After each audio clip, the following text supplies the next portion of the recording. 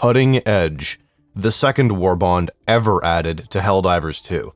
It featured the most advanced technology in the game at the time. Nowadays, we have Warbonds like Control Group, but this is the OG Warbond for people that like lasers and plasma. We're going to take a look at each page of this Warbond, talking about the different items it provides and how effective they really are. We are getting started at page 1 with the Localization Confusion booster. This booster is honestly pretty underrated. I don't see people taking it at all these days. Really, I think that's because some boosters are too good not to take. Some of them just feel essential, but that's a topic for another time. To understand Localization Confusion, first we have to understand how encounters work in Helldivers 2.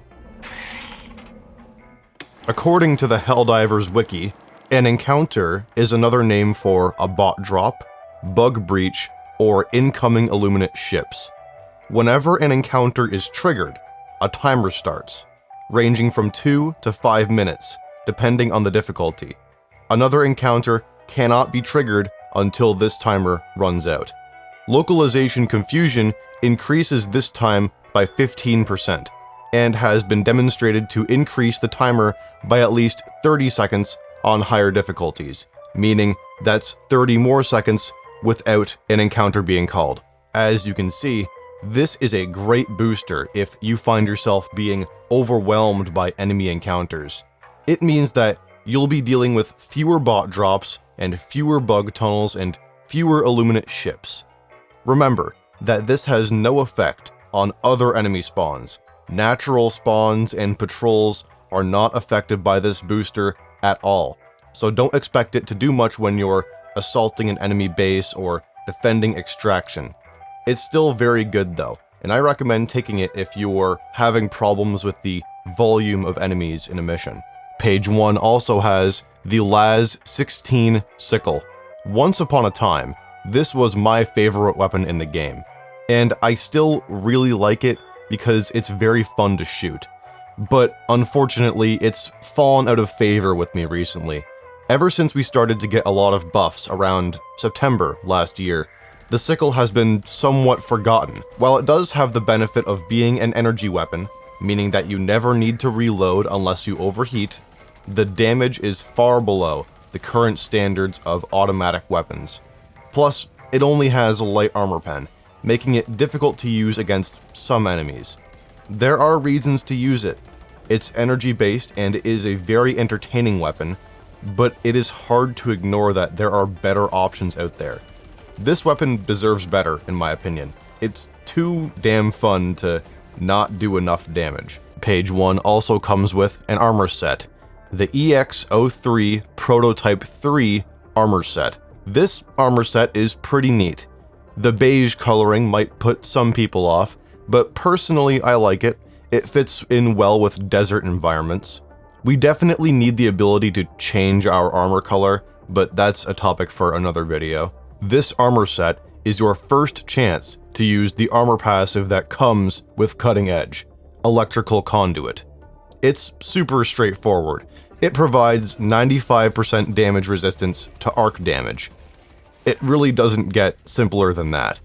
This makes it great for fighting the Illuminate. I can't tell you how many times I have turned a corner only to run head first into an Illuminate Tesla tower. It also makes your own Tesla towers less deadly, of course, so you can call one in right on top of yourself and hide in the arc radius while it kills everything else around you. Overall, this is a pretty niche armor passive.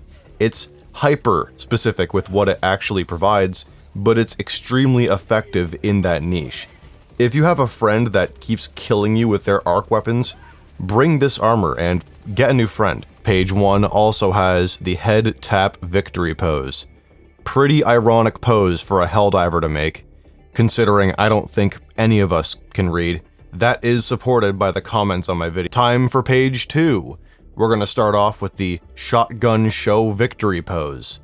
I like this pose. It's pretty funny, and the oddly choppy animation makes it funnier. The armor set for page 2 is the EX-16 Prototype 16. This armor set is almost identical to the armor set from page 1. Not only are they functionally identical, they are very similar visually, with some parts of the armor being identical to one another. The helmet is very different, but the armors are very similar. If you prefer green over beige, then you will prefer this set over the last one, and vice versa. They're the exact same armor set functionally. They're both medium armor with the electrical conduit passive, but one's green and one's beige. Next up, we have the G23 stun grenade. The stun grenade is fine. It does exactly what you expect it to do, and it does it pretty well.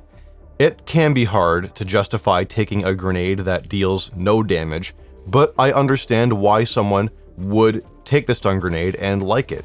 It gives you room to breathe during a fight, and you can use it without worrying about your teammates. You won't injure them with this grenade at all. You can't team kill with it. There is one major problem I have with the stun grenade though, and that is the limited inventory of stun grenades you can carry.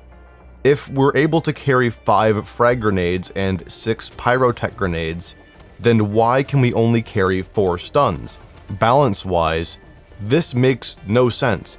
You should be carrying at least 6 stuns, maybe even 7 or 8. That would make it a much more viable choice, and I bet it would make a lot of players take them more often. It wouldn't break the meta either. 8 stuns wouldn't destroy the game or anything, it would just make stuns better and more viable, so I hope they change that at some point. The last item on page 2 is the SG-8P Punisher Plasma. I never get tired of saying that name. This is another really fun weapon, which unfortunately has some issues that need to be sorted out. It fires a ball of plasma, which deals damage in a small radius and penetrates medium armor, but the damage isn't anything special. It should do a bit more damage than it does right now. It takes a lot of effort to land every single shot perfectly, and you should be rewarded for that. Overall, it's a mostly average weapon with some unique qualities and a couple of standout features. It has area of effect damage, it penetrates medium armor, it has great stagger, it reloads fast, it just feels a little underwhelming to use. If it had just a bit more damage, then it would be pretty great in my opinion. Now for our final page, page 3, and I'm starting off page 3 with the Laz 7 dagger. This is the original energy-based secondary. It's essentially just a smaller version of the Laz 5 scythe that fits in your pocket. The beam itself only penetrates light armor, but it can build up heat on enemies, meaning that it can set enemies on fire from long range, and that is a luxury. I like to use this weapon with other energy weapons, so you can switch back and forth between them instead of having to reload anything at all. The dagger won't give you perfect damage in an instant, but it will give you solid damage over time, and with pretty great range for a secondary. Next up, we have the Arc 12 Blitzer. I haven't always been a big fan of this weapon. I've had problems using it effectively in the past, but I've been warming up to it recently. It's essentially an arc thrower shotgun for the primary slot, so it has infinite ammo and the ability to stun enemies. I don't think it's good against the bots. It can struggle against the Illuminate in some situations, but it's great against the bugs. The Blitzer has limited range, meaning that it's best used against melee enemies, and that means bugs for the most part. It's really fun to shoot. It reminds me of playing as the Dark Trooper from the original Battlefront games, if anyone knows what I'm talking about. All you need is a jump pack and you can replicate that pretty well. Anyways, it's really effective at close range and against medium armored enemies, so it's not useful in every mission, but when it is useful, it's pretty great. Combine this with a guard dog and you're pretty much set up to do anything against the bugs. Cutting Edge also comes with a third armor set, the EX00 Prototype X.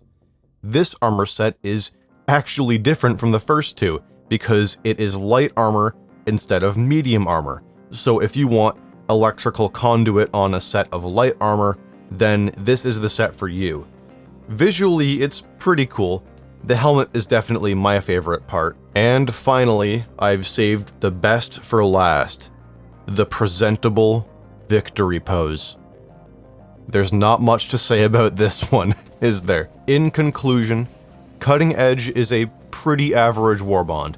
There is some cool armor sets with a decent passive. There are some very unique weapons that are pretty useful in the right situations.